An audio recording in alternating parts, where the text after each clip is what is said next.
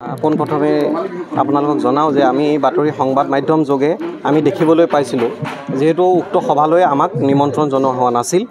কিন্তু আমি যেতিয়া খবৰ পাই সত্ৰ মহাসভাৰ লগত যোগাযোগ কৰিছিলোঁ আমি মাজুলী জিলা সত্ৰ মহাসভা সদৌ অসম সত্ৰ মহাসভাৰ লগত যেতিয়া যোগাযোগ কৰিছিলোঁ তেওঁলোকে লিখিতভাৱে আমি পত্ৰ প্ৰেৰণৰ বিপৰীতে তেওঁলোকে আমাক লিখিতভাৱে আজি আমাক পত্ৰযোগে জনাইছে যে তেওঁলোকৰ সভাত তেনেকুৱা ধৰণৰ কোনো সিদ্ধান্ত লোৱা হোৱা নাছিল যদিও লৈছিল সেয়া অনাকাংক্ষিত যিকেইটা সিদ্ধান্ত আছিল সেয়া অনাকাংক্ষিত আছিল বোলে জুবিন গাৰ্গ ডাঙৰীয়াক বৰ্জনৰ কোনো সিদ্ধান্ত তাত হোৱা নাছিল গতিকে আপোনালোকক আমি তেওঁলোকে দিয়া পত্ৰকেইখন কিছু সময়ৰ পাছতে আপোনালোকক আমি প্ৰদান কৰিম আমি আপোনালোকক এটাই কথা ক'ব বিচাৰোঁ সত্ৰানুষ্ঠান হৈ গ'ল আমাৰ শিৰৰ মুকুট আৰু সত্ৰাধিকাৰসকল হ'ল যিটো আমাৰ সত্ৰানুষ্ঠান বা যিটো বৈষ্ণৱ চিন্তাৰ সাধক এই সাধনাৰ স্থল সত্ৰৰ এই সত্ৰৰ একোজন স্তম্ভস্বৰূপ তেওঁলোকক আমি প্ৰভু ঈশ্বৰ বুলি যিটো বৈষ্ণৱ সংস্কৃতিৰ আধাৰত আমি নিজাববীয়াকৈ সম্বোধন কৰোঁ তেওঁলোকে কেতিয়াও আমাক কোৱা নাই গতিকে যি ঘটনা সেইদিনা হ'ল সেয়া অনাকাংক্ষিত আছিল বিশেষ পৰিস্থিতিত পৰি এই ঘটনা ঘটিছিল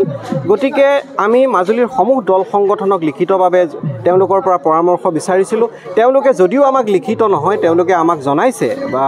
ফোন যোগে হওক তেওঁলোকে লগ ধৰি আমাক জনাইছে যে কোনেও এই অনুষ্ঠানৰ বিৰোধিতা কৰা নাই মাত্ৰ অনুৰোধ জনাইছে যাতে এনেধৰণৰ ঘটনা পুনৰাবৃত্তি নহয় গতিকে আমি আশা কৰিছোঁ আমাৰ মঞ্চত এনেধৰণৰ ঘটনা পুনৰাবৃত্তি নহয় আমি ব্যক্তিগতভাৱে আমাৰ সমিতিৰ তৰফৰ পৰা জুবিন গাৰ্গ ডাঙৰীয়াক লগ ধৰিবলৈ আমি চেষ্টা কৰিছিলোঁ আৰু তেখেতে আমাক জনাইছে যে বিভিন্ন মহলত যিটো চৰ্চা চলে জুবিন গাৰ্গ ডাঙৰীয়াৰ যিডাল বিহু সংগীত পৰিৱেশনৰ গ্ৰাফ দিনে দিনে ম্লান হৈছে বুলি বিভিন্ন সময়ত ক'বলৈ যোৱা যায় আমি আশা কৰিছোঁ এই মঞ্চৰ পৰাই সেই গ্ৰাফডাল পুনৰ 2000 চনৰ সময়ৰ দৰে 100%লৈ পুনৰ গতি কৰিব আৰু এই অনুষ্ঠানে সত্ৰাধিকাৰ প্ৰভু ঈশ্বৰসকলৰ আশীৰ্বাদেৰে আমি পুনৰ এক সুন্দৰ অনুষ্ঠান ইয়াত অনুষ্ঠিত কৰিবলৈ সক্ষম হ'ম আৰু আমি সকলোকে যাতে গৌৰৱেৰে সেইদিনা হোৱা যি অস্থিৰ পৰিৱেশ বা যি এক নহ'বলগীয়া ঘটনা হৈছিল তাৰ বিপৰীতে এক সুন্দৰ পৰিৱেশ আৰু সুন্দৰ অনুষ্ঠান আমি আগবঢ়াবলৈ সক্ষম হ'ম জুবিন গাৰ্গ ডাঙৰীয়া মাজুলীলৈ কেৱল সেই বিহুখনতেই নহয় মাজুলীলৈ এতিয়ালৈকে 100 বাৰৰো অধিক আহিছে পূৰ্বৰ কোনোদিন মাজুলীত বিতৰ্ক হোৱা নাছিল বা বিতৰ্কৰ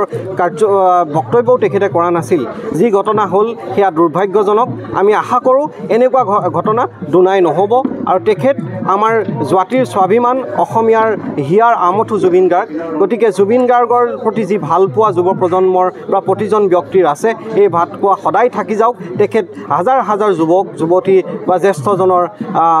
স্বাভিমান বা মনৰ আদৰ্শ হৈ ৰওক তেখেতক আমি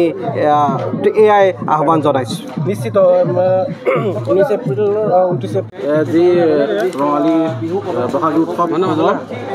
মাজুলী গতিকে সেইদিনাখন বিতৰ্কৰ মাজতো আচলতে জুবিন গাৰ্গ মানে অহাটো নিশ্চিত নাই এতিয়া বিতৰ্ক আমি ভাবিছোঁ বিতৰ্ক এতিয়া অৱসান ঘটিছে যিহেতু বিতৰ্ক হৈছিলে বিতৰ্ক হোৱাৰ পিছত অসম সত্ৰ মহাসভা মাজুলী জিলা সমিতিয়ে এটা সিদ্ধান্ত লৈছিলে কালি কিন্তু এই সিদ্ধান্তটো একচুৱেলি তেখেতসকলৰ ভিতৰত আমি ভাবিছোঁ অলপ বেলেগ ধৰণৰ কেৰণ সোমাই আছে তাত থকা মানুহ কেইগৰাকীমান সত্ৰাধিকাৰৰ ওপৰতো আমাৰ সন্দেহ আছে যিহেতু তাত এনেকুৱা কিছুমান সত্ৰাধিকাৰ আমি উপস্থিত হোৱা আমি খবৰ আছে যিসকলক পূৰ্বতে অসম সত্ৰ মহাসভাই বহিষ্কাৰ কৰি থৈছে গতিকে আৰু আপোনালোকে দেখিছে আমাৰ মাজুলী সত্ৰ মহাসভাৰ সম্পাদকজনক বহিষ্কাৰ কৰিছে তেখেতসকলৰ এনেকুৱা কিছুমান আক্ৰোশমূলক কিজানি কামৰ কাৰণে তেখেতক কালি যোৱাকালি সত্ৰ মহাসভা বহিষ্কাৰ কৰিছে গতিকে আমি ভাবিছোঁ আমি সত্ৰ মহাসভাৰ লগত আমি যোগাযোগ কৰিছোঁ কালিৰ পৰা কৰি আছোঁ আমাৰ কেন্দ্ৰীয় সমিতিৰ লগত আমি যোগাযোগ কৰিছোঁ আমাৰ জিলা সমিতি মাজুলী সত্ৰ মহাসভাৰ লগত আমি কথা পাতিছোঁ তেখেতসকলক আমি দৰখাস্ত হিচাপে আমি লিখিত হিচাপে আবেদন জনাইছোঁ যে জুবিন গাৰ্গক আমাৰ ইয়ালৈ আহিবলৈ আপোনালোকে অনুমতি দিয়ক আমি জুবিন গাৰ্গক আহিলে ইয়াত আমাৰ কোনো ধৰণৰ গৰমৰ নিচিনা পৰিৱেশ আমি সৃষ্টি হ'বলৈ নিদিওঁ আমি আপোনালোকক সেইটো কথা দিছোঁ তেখেতসকলে আমাৰ পৰা লিখিত তেখেতসকলে লৈছে কিন্তু আমাৰ পৰা আমি লিখিত দিছোঁ আৰু তাৰ বিনিময়ত তেখেতসকলে কৈছে যে আপোনালোকে পৰিৱেশ কৰক আপোনালোকে অনুষ্ঠান কৰক আমাৰ শুভেচ্ছা সমস্যা আছে যাতে পৰিৱেশটো যাতে বিনষ্ট নহয় তাৰ কাৰণে আপোনালোকে এইটো নজৰ ৰাখিব গতিকে আমি ব্যক্তিগত হিচাপে বা আমি সমিতি হিচাপে আমি গোটেই মাজুলী পূব মাজুলী অঞ্চলত 30,000 জনসাধাৰণ এই বিহুখনত আমি জড়িত আছোঁ গতিকে 30,000 জনসাধাৰণৰ মানে যি আশা সেই আশা লৈ পেলাই আমি বিহুখন কৰিব লৈছোঁ আমিও কিন্তু মানে সিদ্ধান্ত লওঁতে আমাৰো অলপ অসুবিধা হৈছে এইটো মানে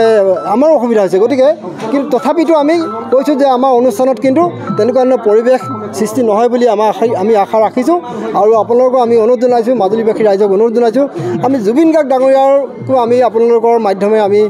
অনুৰোধ জনাইছোঁ যাতে তেখেতসকলে আমাৰ অনুষ্ঠানটো যাতে মানে শান্তিভাৱে বা ৰাইজে ভাল পোৱাকৈ আমাক তেখেতক উপভোগ কৰিবলৈ সুবিধা দিয়ে আমি তেখেতকো অনুৰোধ জনাইছোঁ